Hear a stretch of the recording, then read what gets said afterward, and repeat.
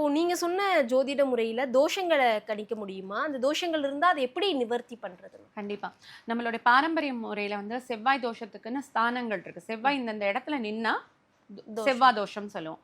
இங்க பிருகநந்தி நாடி முறையில செவ்வாயுடன் கூட்டு சேரக்கூடிய கிரகங்கள் ராகு இருந்ததுன்னா இந்த மாதிரி பலன்கள், கேது இருந்தா இந்த மாதிரி பலன்கள். இது செவ்வாய் தோஷத்தை வச்சு சொல்லக்கூடியது. அது போலதான் ராகு கேதுவை வச்சு மாத்ரு தோஷங்கள், பித்ரு தோஷங்கள் இது எல்லாத்தையும் கணிச்சிட்டு அதற்குண்டான நிவர்த்தியையும் இந்த பிருகநந்தி நாடி முறையில நம்ம சொல்லலாம்.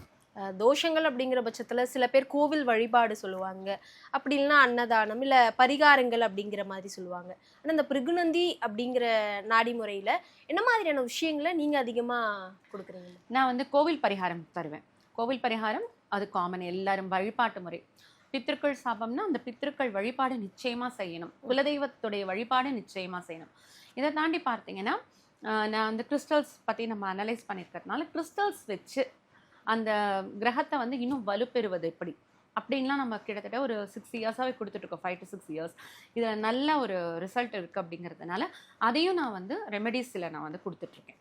உங்ககிட்ட நிறைய கிளைண்ட்ஸ் வந்திருப்பாங்க நிச்சயமா. மற்ற வகையான ஜோதிடங்களை பார்த்துட்டு வந்து இங்கே உங்ககிட்ட வேற ஒரு விதத்தில் வேற ஒரு வழிமுறையில் பார்த்துருப்பாங்க.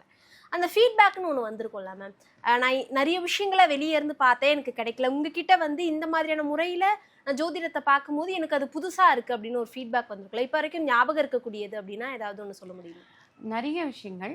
அதில் பார்த்தீங்கன்னா ரொம்ப வருஷமாக கல்யாணமே ஆகாதவங்க, அவங்களுக்கு நம்ம பார்க்கும்பொழுது பெண்ணுடைய ஜாதகத்தில் களத்திரகாரகன் அப்படிங்கிறது செவ்வாய் வந்து தனிச்சிருந்ததுனாலே திருமணம் ஆவதற்கு காலதாமதம் அப்படிங்கிறது தெரியும்.